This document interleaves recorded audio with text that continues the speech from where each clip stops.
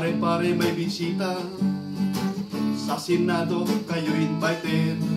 May naglalabasan na multo sa Senate hearing, iyon ang topic.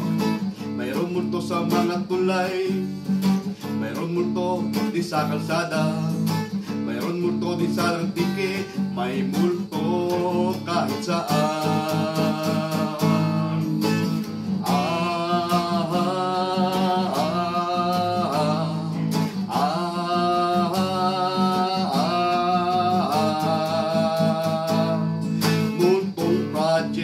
Multong project, multong project, multong project, multong project, multong project,